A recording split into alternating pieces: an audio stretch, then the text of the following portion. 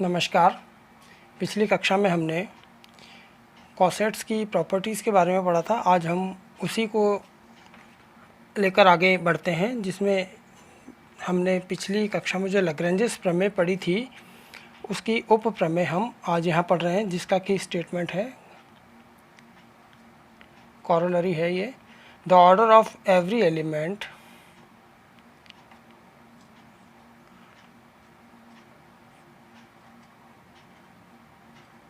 the order of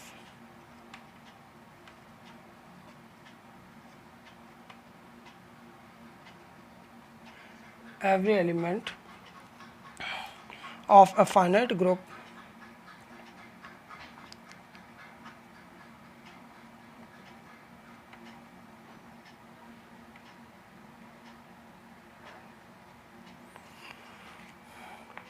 is a divisor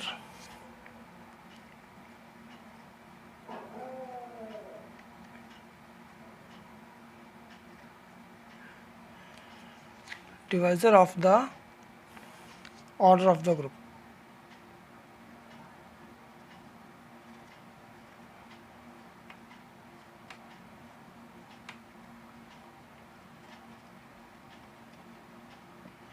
तो हमारे पास ये स्टेटमेंट है कि the order of every element of A finite group is a divisor of the order of the group.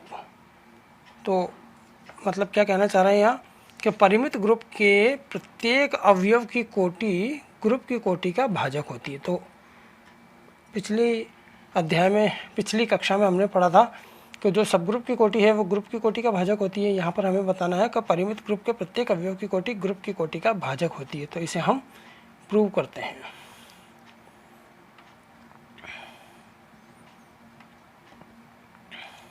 हमने मान लिया कि ये किसी परिमित ग्रुप G का एक अवयव है। Let G be a finite group, let G be a finite group and A belongs to G, और A उसका कोई अवयव है। यदि हम ये मान लें कि H G का एक सब ग्रुप है, if H is a subgroup of G such that H G का सब ग्रुप है और किस प्रकार है कि उसका जनक A है, कि A उसका जनरेटर है। तो हम ये कह सकते हैं, जो कि हमने पिछली कक्षाओं में प्रमेय पढ़ी है, उसमें हमने कहा था कि जो अगर G ग्रुप का कोई जनरेटर A है तो उसका ऑर्डर उसके जनरेटर यानी कि उसके अवयव जो जनक है उसकी कोटि के बराबर होता है। यहाँ पर H का जनरेटर A है, इसका मतलब H जो है उसके A की कोटि के बराबर होगा। Order of H is equal to order of A। ये पिछली प्रमेय का हमने उपयोग किया है यहाँ पर कि H की कोटि उसके जनक की कोटि के बराबर होगी। अब चूंकि यहाँ पर हमें दिया हुआ है कि H परिमित ग्रुप G का एक सब ग्रुप है, तो लैग्रेंजेस प्रमेय से हम ये कह सकते हैं, and by the Lagrange's theorem and by the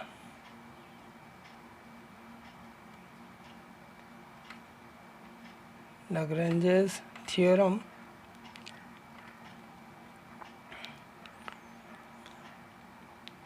we have, चूँकि H is a subgroup of finite group G, therefore order of H is the divisor of order of G। तो इससे ऑर्डर ऑफ H क्या है हमारे पास, order of A, that is order of A is the divisor of order of G। तो हमारे पास ये प्रमेय यहाँ पर प्रूव हो गई कि परिमित ग्रुप के प्रत्येक अवयव की कोटि ग्रुप की कोटि का भाजक होती है। अब हम अगली उपप्रमेय देखते हैं, कॉरोलरी। उसका कथन क्या है हमारे पास? Every group of prime order is cyclic. Every group of prime order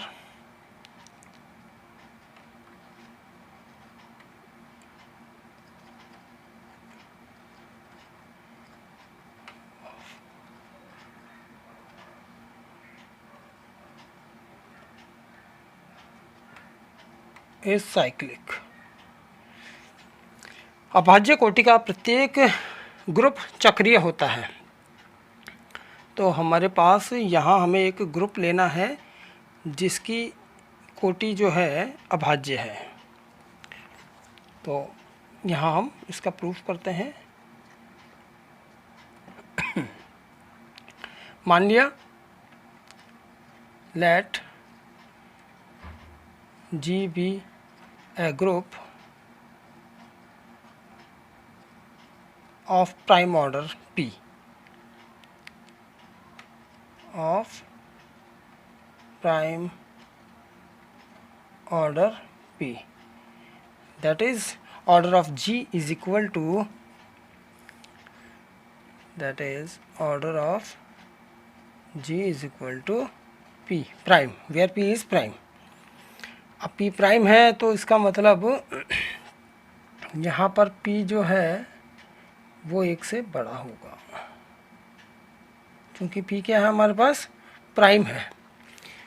तो definitely P is greater than 1।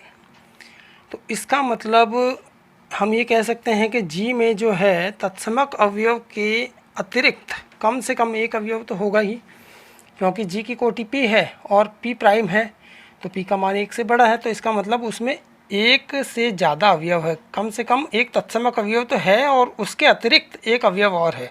मतलब G में तत्समक अवयव के अतिरिक्त कम से कम एक अवयव विद्यमान है। तो हमने मान लिया। देन लेट A ऐसा अवयव है जो कि G का है और वो जो है आइडेंटिटी एलिमेंट के बराबर नहीं है। ये हमने मान लिया। इस लाइन के अकॉर्डिंग हमने ये मान लिया। और यदि एंड इफ H हम एक सब ग्रुप ले लेते हैं G का जो कि A से जनरेट हो, then H is a subset of G। H अगर हमने एक ऐसा सब ग्रुप लिया जो कि A से जनरेट हो तो H is a subset of G।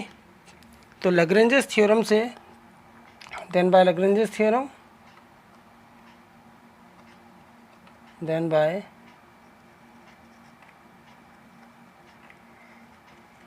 Lagrange's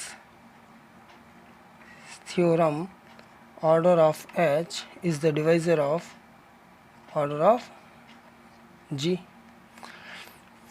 तो इससे हम ये भी कह सकते हैं कि order of H is the divisor of P because order of G is P। अब order of H P है, sorry order of H is the divisor of P है, तो हम क्या कह सकते हैं? Order of H is equal to P और order of H is equal to 1। क्योंकि P प्राइम है तो H की कोटि का भाग P में दिया जा सकता है, तो ऑर्डर ऑफ H या तो खुद भी P हो या फिर 1 के बराबर हो, तभी ये पॉसिबल है कि order of H is the divisor of P। क्योंकि P प्राइम है इसलिए ये कंडीशन लागू होगी कि ऑर्डर ऑफ H या तो P होगा या फिर 1 के बराबर होगा। तो हम ये कह सकते हैं कि order of H is equal to P होगा, 1 नहीं हो सकता। और P किसके बराबर है? ऑर्डर ऑफ G के। यहाँ पर हमने ऑर्डर ऑफ H P ही क्यों लिया, 1 क्यों नहीं लिया? क्योंकि हमने यहाँ माना है कि H इज़ जनरेटेड बाय A, और इस order of H is equal to यदि हम 1 लेते हैं तो इसका मतलब H में एक तत्समक अवयव है और H जो है वो A से जनरेट है, तो A अवयव तो H में है ही। अब वो तत्समक अवयव है, जबकि हमने क्या माना है, A is not equal to E. इसका मतलब H is not equal to singleton E. इसीलिए ऑर्डर ऑफ एच जो है 1 नहीं हो सकता, order of H is equal to P होगा। तो इस प्रकार हमारे पास क्या आया, एक तो हमने यह बता दिया कि H is the subset of G and order of H is equal to order of G. तो इन दोनों से हम क्या कह सकते हैं, from 1 and 2, from 1 and 2 G is equal to H is equal to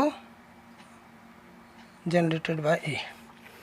H is the subset of A from 1 and from 2 order of H is equal to order of G.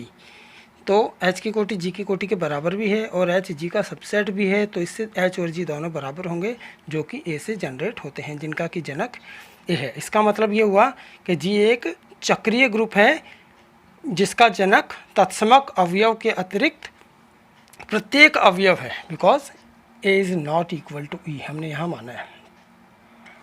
इसलिए जी एक ऐसा चक्रीय ग्रुप है जिसका जनक तत्समक अवयव के अतिरिक्त प्रत्येक अवयव है। तो हमारे पास ये थ्योरम यहाँ पर प्रूव हो गई।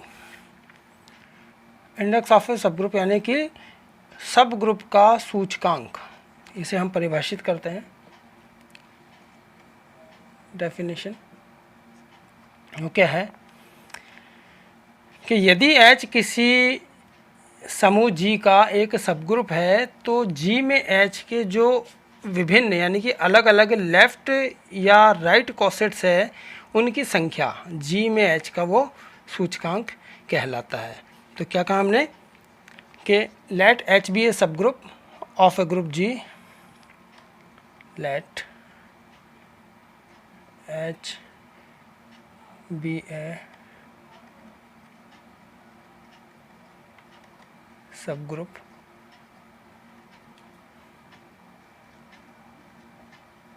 of a group G,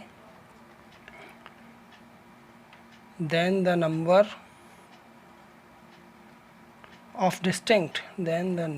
of distinct left right coset L left or right cossets of H in G। क्या कहा हमने कि H is a subgroup of a group G, then the number of distinct left और right coset of H, यानी कि G में H के जो विभिन्न अलग अलग वाम या दक्षिण सह समुच्चय हैं उनकी संख्या इज नोन एज, क्या कहलाती है, is known as index of H, index of H in G। तो ये हमारे पास सूचकांक यानी कि इंडेक्स की सबग्रुप के सूचकांक की परिभाषा हो गई, which is denoted by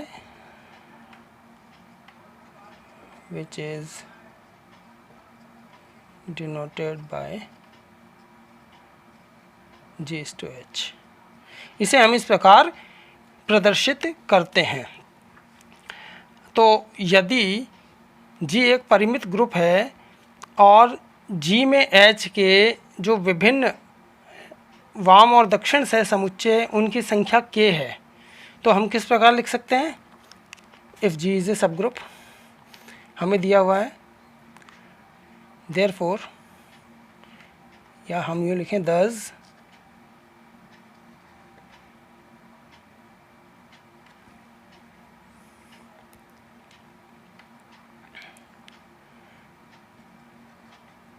if G is a finite group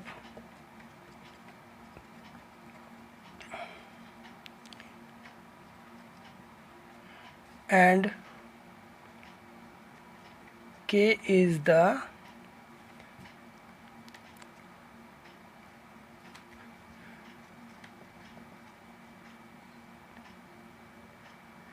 distinct left right cosets of H in G. क्या कहा हमने कि G is a finite group, और के क्या है, जी में एच के विभिन्न वाम दक्षिण सह समुच्चय है। तो बाय द लैग्रेंजेस थ्योरम जो हमने पढ़ी थी, बाय द लैग्रेंजेस थ्योरम हम क्या कह सकते हैं, order of G is equal to K times order of H. ये हमने लैग्रांज प्रमेय में पढ़ा था कि ऑर्डर ऑफ जी था वो क्या था, जितने अपने पास अलग अलग कॉसेट्स थे उनके योग के बराबर था, और वहाँ कितने नंबर ऑफ कॉसेट्स थे, के थे। तो यानी कि हमारे पास कितना होगा, ऑर्डर ऑफ जे की G is equal to K dot order of H. तो इससे हम क्या कह सकते हैं, के इज इक्वल टू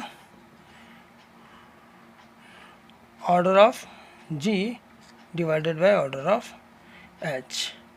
और हमने के को किससे प्रदर्शित किया है, सूचकांक है ये हमारे पास G is to H, which is equal to order of G upon order of H.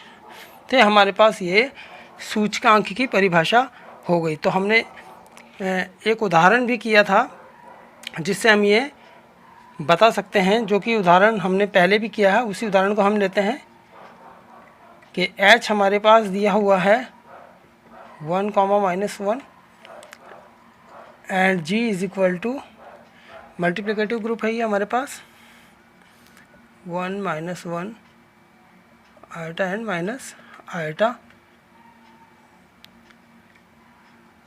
ये हमारे पास एक ग्रुप है और h एक सब ग्रुप है। तो यहाँ हमने देखा था पिछले उदाहरण में कि जो h के डिफरेंट कॉसेट्स है वो कितने थे, 2 थे। यानी कि एक तो cosets of h in G are, एक तो h है और दूसरा क्या था हमारे पास, आयटा माइनस आयटा, 2 ही थे। तो यहाँ पर g बाय एच यानी कि जो इंडेक्स है वो क्या हो जाएगा, 2, क्योंकि यहाँ पर h के विभिन्न जो सह समुच्चय हैं उनकी संख्या क्या है, 2, जो कि हम पूर्व के उदाहरणों में पढ़ चुके हैं। और यहाँ से भी हम निकाल सकते हैं कि इंडेक्स जो क्या होगा, order of G upon order of H. तो order of G is 4 and order of H is 2, then 4/2 is 2। तो इसका मतलब ये हमारे पास हमने बता दिया कि इसका इंडेक्स जो है वो 2 किस प्रकार होगा। तो आज के लिए इतना ही, अगले भाग के लिए हम अगली कक्षा में पढ़ेंगे। धन्यवाद।